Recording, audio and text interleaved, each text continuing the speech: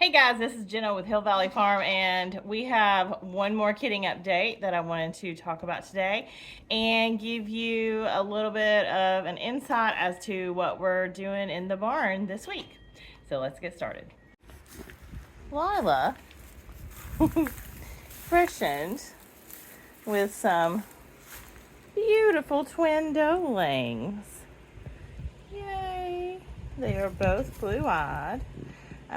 The dark one is moon spotted. Well, but they're both dark, I get it. But there's a black and white one, and then the more dark one has moon spots. Kind of hard to see because they've been sleeping and taking their naps. But maybe they'll get up here in a little bit as Lila rubs on me.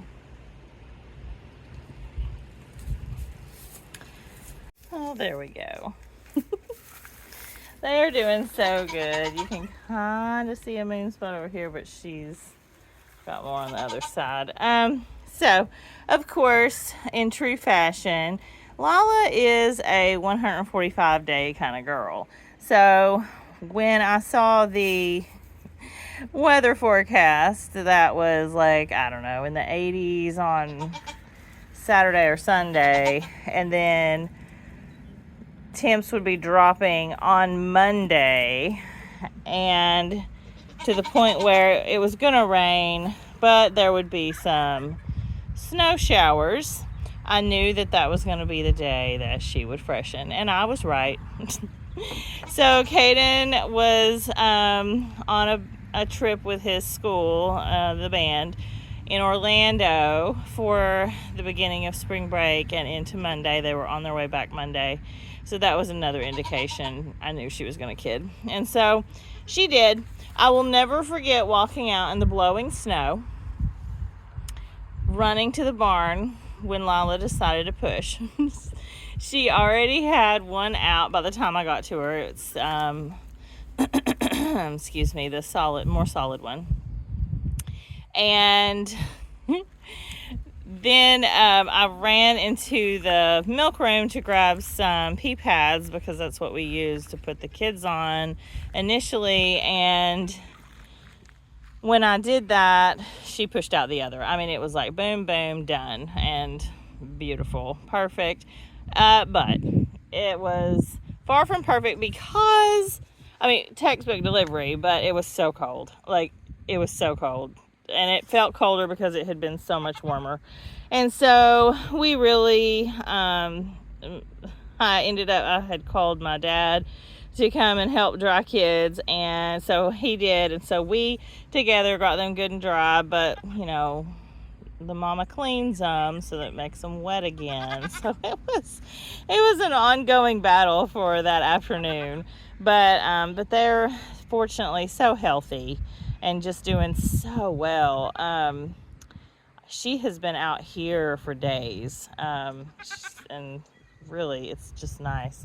I did move Butter and Alice and Trisha with the herd, and so really it's just Lila, and she's got a stowaway in here, and I'll explain why in here in a little bit. But that is Lila and her twin does, and so that is super exciting. Lila is one of our older girls. She's 7 years old this year. She just turned 7 at the end of February. So very happy everything went well, and and of course 2 doelings. Yay! You know, I'm so excited. I was really kind of she's duped me with some bucklings in the past, but I'm very happy to have some doelings. So yay! And it doesn't hurt that they're awfully cute.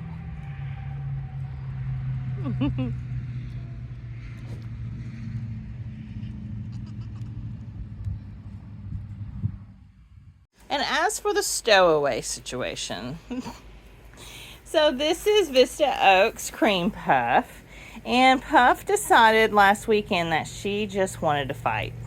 She wanted to fight, and she wanted to fight all the younger ones, particularly Mayhem, who is, I want to say, her age. I'm pretty sure. You know, after a while, they just kind of all run together. But I'm pretty sure her and Mayhem are No, Mayhem might be. No, they're the same age. So, anyways, for whatever reason, her and Mayhem really got into it. And, you know, it can't just be her and Mayhem. Others have to get involved. Alice was one. And I just really didn't like, you know, Puff is actually due tomorrow. And I can't have a doe that is this far along. Well, I can't have does doing that, period. But I really can't do it whenever they're so close to their due date and it's looking like it could be dangerous for the kids. So, because, you know, hi Puff, one good hit on the right side there, and it could really hurt a kid. It could kill a kid. It could detach the placenta. There's so many things it could do.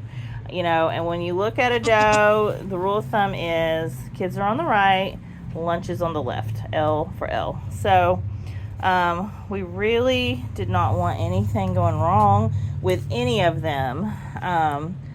But when I see something going wrong, I need to act. And so I removed Puff from the situation.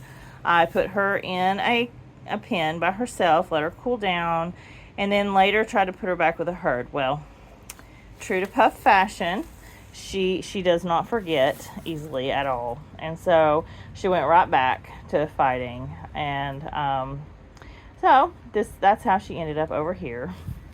Lila keeps her straight. Lila will not, and Puff doesn't mess with Lila, and so that is very helpful because I needed somewhere to put her that she would be protected and safe, but also not hit on others, because that's the other thing. Mayhem is due a week from today. So I don't know what it was, probably hormones, but I told Puff she can fight all she wants after she releases the hostages.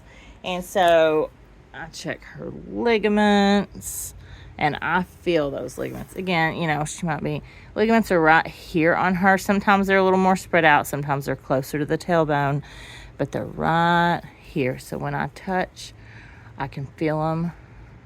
Let's see, right there. And they are looser. They are getting harder to feel. And she's a perfect candidate. Say, I'm a sweet girl. I'll let you check my ligaments any day of the week, as long as you give me a good rub. Yeah. But, and she has had her pre-freshening clip. Nothing too fancy. And you can see she is starting to feel that udder a little bit more than she was yesterday. So I need to look back and see how many days gestation she went last year. This is her second freshening. And last year she had a beautiful gold and white, really cream buckling.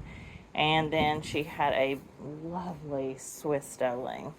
And really liked that doeling. I regret not retaining her, but she went to a really good home, so I can't regret it too much, because that's all we want, you know. It's for really good homes for the ones we do not retain.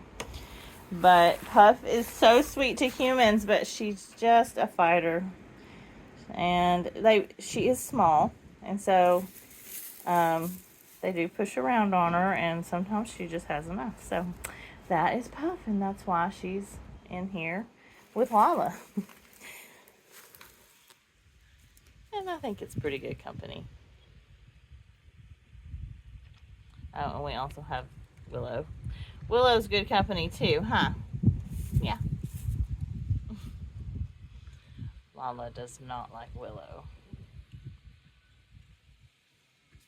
So what else is going on and what are we doing? So there is a method once the goat kids, you know, they go into the kid area. Well, because we've had Trisha, now Lila, Alice, and Butter in the kid area, and another pen in here. I have 5 pens in the kid area. We are storing alfalfa in there. Now I am getting down in my alfalfa, but not to the point where I feel like I can move it.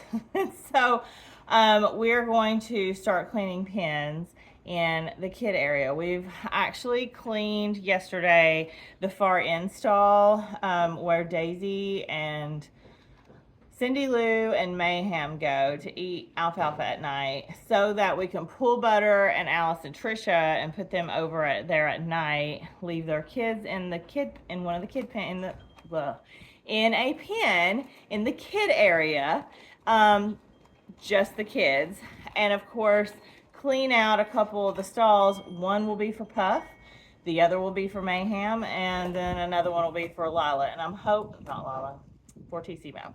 And I'm hoping by that time I can put Fortissimo where the alfalfa is by the time she kids. So that's the hope.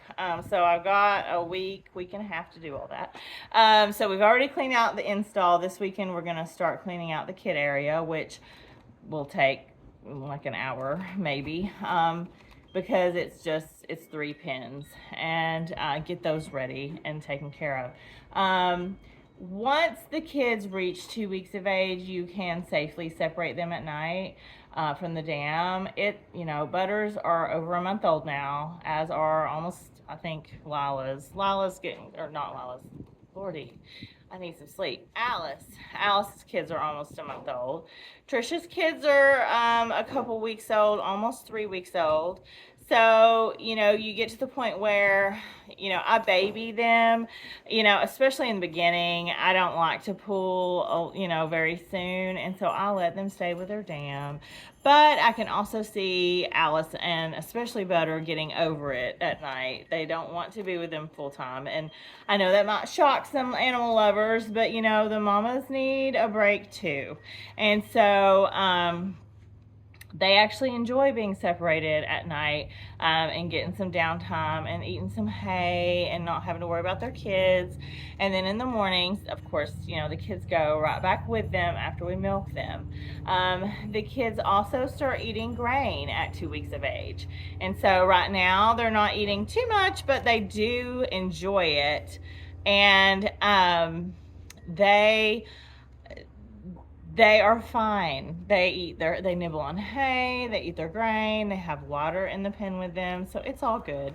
But we like to do that because it does get everything ready for, eventually they will be weaned, especially the bucklings. They have to be weaned. The bucklings have to be weaned because at least 7 weeks of age, they can extend and breed a doe. And so I don't want those bucklings near my yearlings, especially the shorter ones, because they can breed them and we don't want that. And so the bucklings have to be weaned. Now the doelings, if they're sold, they can go to their new homes, or if they're here being retained, they can just stay on the dam during the day, And so it really works out. It's a really great system, and I like my system. I like how I've done it.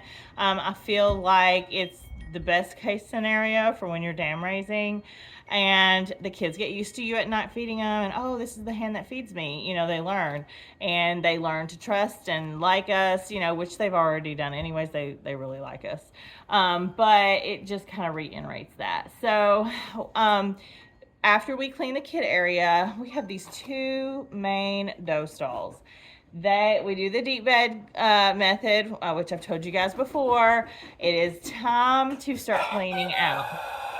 I have a new rooster. He's decided he's a rooster, and he's learning how to crow. Please excuse him. But it's really sad. But we will begin also cleaning out the main 2 stalls.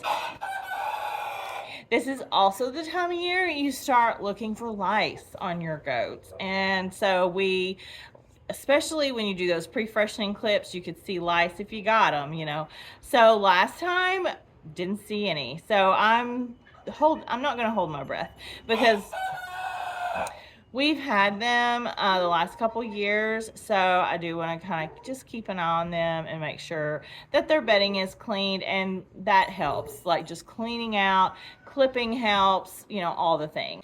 The other thing that we have worked on through spring break really is a new feeding system. It's definitely needed. We have, I think it's right now, the way we feed, we have 11, 12, 14 adults and 8 yearlings, and that's not counting my milkers. That's just, what we've got right now. And only one of those yearlings is bred. So 7 yearlings are not bred. I don't like that. But hey, I had to limit my breeding this year because of my sanity. So what we had done in the past is we use bowls. And I'm talking, I think we use 14 bowls and 2 really long troughs. Now, when you talk about feeding that many animals all together at the same time, it becomes a mob, and it becomes actually dangerous. And last year, I haven't made a big fuss about it, but I did have a knee injury last year, and I guard this knee, and I also have a wonky back, and I don't talk about a lot. And so that, along with the knee, became kind of an issue with the mob of goats when you're feeding them. It also is an issue when you ask someone to come and feed for you and there's an angry mob of goats. And so it's not that they're angry at you or that they're going to do anything to you. It's they're running around everywhere and you can't hardly walk, and it just is dangerous. I have actually fallen a couple times, and I just don't want any help that I asked to come in. My dad, aka my dad, who is 82 years old. I don't want him to fall while he's feeding the goats. And so we have developed a system, and I'm not going to go over it right now, but it's a system where the goats are on one side, I'm on the other, and I'm able to dump food in troughs, and they're able to stick their heads through and eat. And they are over there, I am over here. Now, we are in a transition phase right now, trying to train them. It's old habits die hard. So I've got my old ladies like May and Elfwin and Risky in the stalls waiting for bowls. And no, come out here and eat out of the troughs and so on. And, and I also am trying very hard to feed our yearlings separately, because I noticed when we started putting the yearlings with the adult does, once everyone started kidding and I needed the kidding stall, because that's where I used to feed the yearlings, they were losing weight. And so we're wanting to feed them separately. So last night we kind of got it worked out, but it's the training and realizing, food is over here now. And so it's a new world for them in the feeding. And they're all about their grain in the evening. That's the time of day that we feed them. Grain is in the evening, and that's them and the bucks and the bucklings. And so it's been fun, but it's been quite interesting. So we are in a transition phase.